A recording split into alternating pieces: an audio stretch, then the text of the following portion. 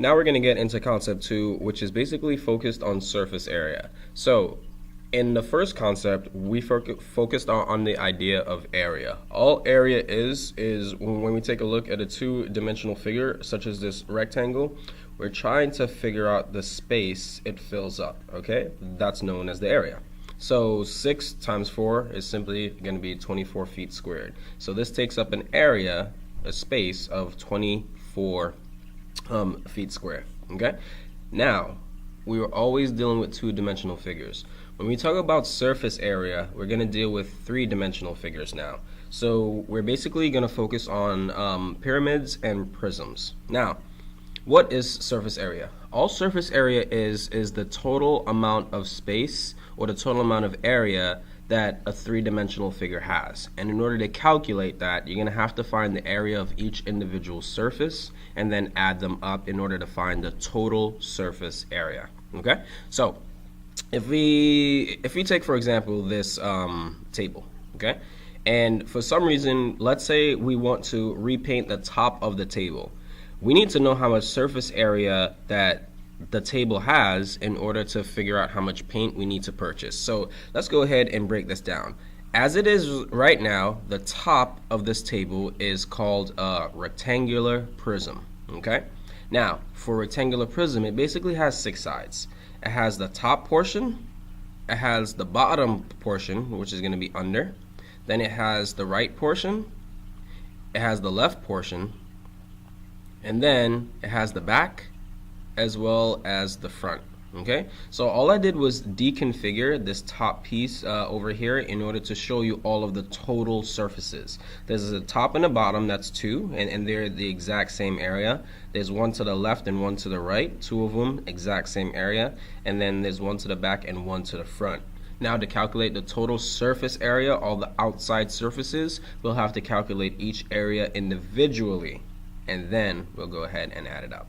Okay, now let's talk about this a little bit more. We're going to be focused again on pyramids and prisms in this concept, and these are the 4 basic ones you have to know. Alright, now we're going to focus particularly on the rectangular ones, the rectangular prism and the rectangular pyramid. All you have to do in order to identify a rectangular pyramid is know that the base is going to be in the shape of a rectangle. But as you can see, overall, it still just looks like a pyramid, but the base is a rectangle. As you can see over here, for a prism, everything is just rectangular, okay? So it's like you took a rectangle here and you just like pulled it up, and you now have a 3-dimensional figure, okay? Now, let's see where all of this comes from. If I go ahead and try to open up this rectangular prism here, you'll see from my earlier example that we have 6 sides, okay?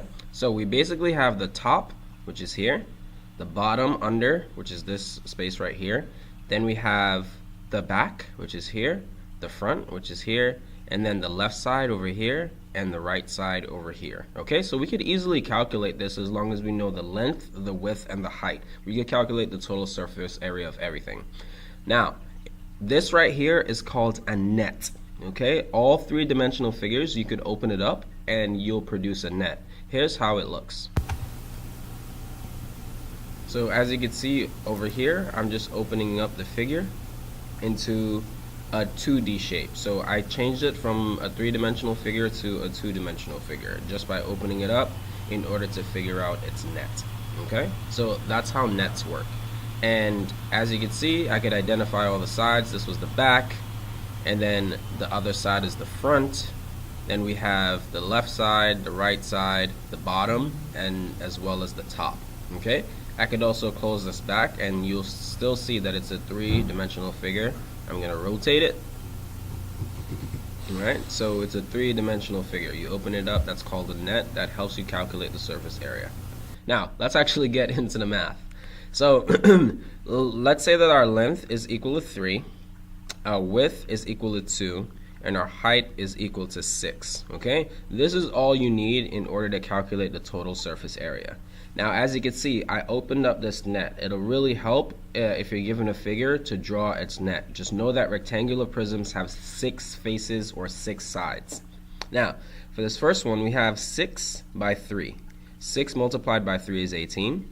and then this is the bottom piece. Well, this is one of the side pieces over here, so that's going to be the back piece, and this is going to be the front piece. Just know that they're the same. Okay, now we have our side piece over here, which looks like it's a 6 by 2. So 6 by 2 is 12, and then the other side over here, 6 by 2 is 12. Now the bottom and the top, that's going to be a 3 by 2, which is 6, and a 3 by 2, which is 6. So as you can see, it's not that hard to calculate. It's just knowing what numbers you need to multiply. All right. So 18 plus 18 is going to be equal to 36. 12 plus 12 is equal to 24, and 6 plus 6 is 12. All right. Now let me just go ahead and combine this, 36 and then 36, and then we're just going to go ahead and add. We should have a value of 72. So the total surface area for this rectangular prism is 72 centimeters squared. Okay, and it's really just that simple. Just opening it up, knowing how to get the measurements, and then after that, just adding everything up. Now, let's try what's called a rectangular pyramid.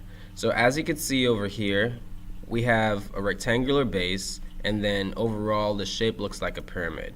Now when we go ahead and open it up, I'm going to pull this down, pull that side down, pull that side down, pull that side down. And for a rectangular pyramid, you're going to see that we're going to have 5 total faces. Okay? 5 total surfaces. This is the bottom. Alright? And then you have your left piece, your right piece, your back piece, and your front piece. Okay? Now as you can see, here are triangles. And the base of the triangle is going to be equal to the same as either the length or the width of the rectangle at the bottom. Now let's go ahead and do some calculations for this one. Let's just say we have this equals 2 meters. This is equal to 4 meters. And then we have a height of, let's say, 6 meters. Okay?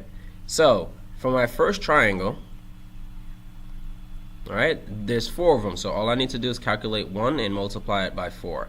I know that the height is 6, alright, and I know that this side over here is going to be equal to 4 meters, okay? So these two are actually different from these two, so it looks like I'm going to have to calculate 2 triangles. So for my triangle number 1, it's going to be base area is equal to base times height divided by 2. So my area is going to be equal to 6 times 4, which is 24, divided by 2, which is going to be equal to 12. So 2 of those triangles is going to be equal to 24 meters squared. Okay, so that's this one and this one. It'll help to mark it as soon as you're finished, just so that you'll know which ones that you did. So for our second triangle, we have the same height, which is going to be 6 meters, and then our base, though, is now 2 meters. Okay? So, once again, area is equal to base times height divided by 2. So my area is going to be 6 times 2, which is 12. Alright? And 12 divided by 2 is going to give me 6.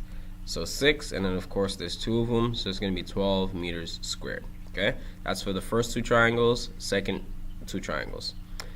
So that's good. That's good. Now let's just go ahead and calculate the base. It looks like the base is a 4 by 2. So base or rectangle, area is equal to base times height, or length times width.